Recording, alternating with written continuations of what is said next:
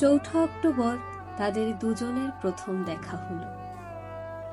তখন বিকেল ঘনিয়ে আসছে, বাতাসে শীতের আমেজ।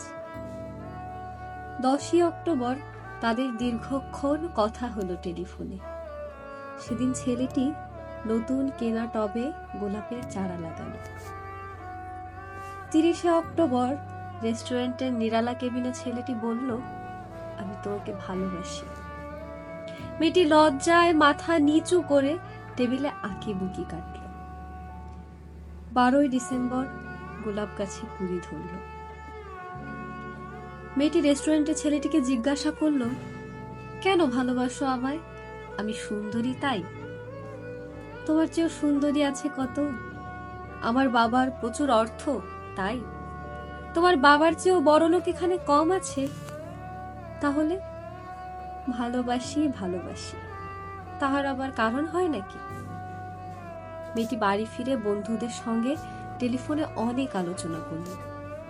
সবাই এক বাক্যে বুঝিয়ে দিল, ভালো যখন বাসে তখন কিছু একটা কারণ তো আছে বটে, সেটা না বুঝে বেশি এগোস না।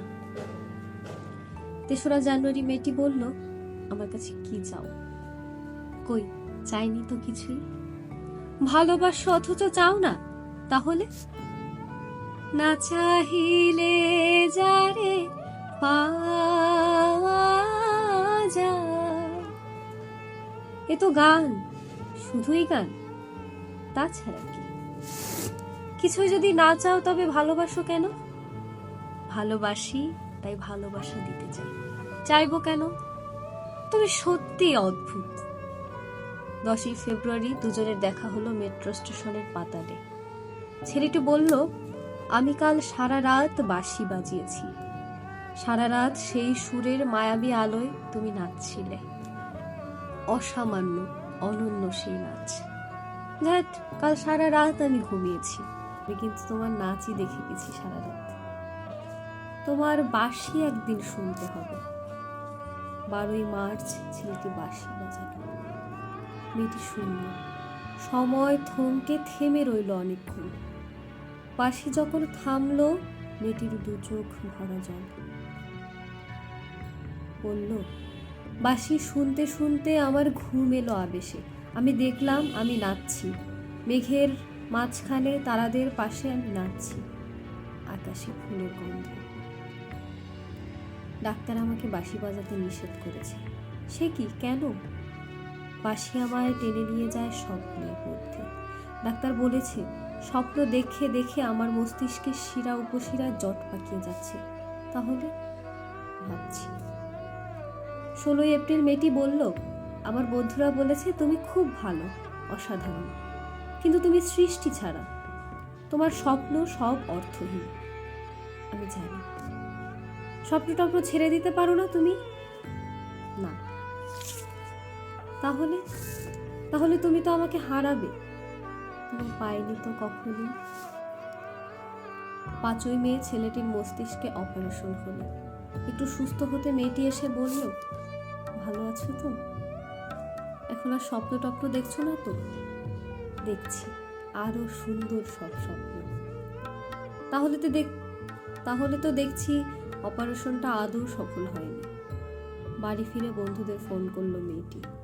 বন্ধুরা এক বাক্যে বুঝিয়ে দিল, বাঁশি বাজানো, স্বপ্ন দেখা সবই ব্যাকডেটেড, সৃষ্টি ছাড়া। তুই আর লোক পেলি না? তুই এত রূপসী, এত উজ্জ্বল প্রসপেক্ট তোর। ভালো যদি চাস তাহলে শিগগির বিয়ে করে ফেল তোর দাদার সেই বন্ধুকে। উনি তো শুনলাম কানাডাতেই সেটেল করবেন।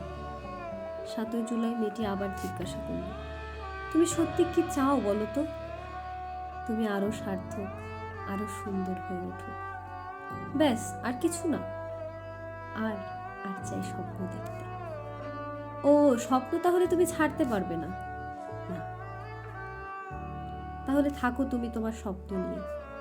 12 আগস্ট গোলাপ গাছে ফুল ফুটল অনেক। সেদিন দুপুরে ছেলেটির মস্তিষ্কে আবার অপারেশন হলো। 13 সেপ্টেম্বর ছেলেটি মারা গেল। 14 সেপ্টেম্বর মেয়েটির শুভ বিবাহ সুসম্পন্ন হলো কানাডাগামী পাত্রের সঙ্গে। 22 সেপ্টেম্বর গোলাপ গাছটি হঠাৎ ঝড়ে উপড়ে গেল। সেদিন সন্ধ্যার বিমানে মিঠি হাল বলে গেল। যাবার আগে বন্ধুদের বলে গেল, স্বপ্নর চেয়ে বাস্তব অনেক ভালো রে, অনেক মধুর। স্বপ্ন দেখে কেমন বোকারা। 4 অক্টোবর ছেলেটির মা ঝরে পড়া গোলাপ গাছটিকে সযত্নে তুলে ফেলে দিলেন। শূন্য টবে তখন কয়েকটা পোকা, কয়েকটা মাছি। আমি ঠিক জানি না ওগুলো পোকা, মাছি নাকি ছেলেটির স্বপ্ন।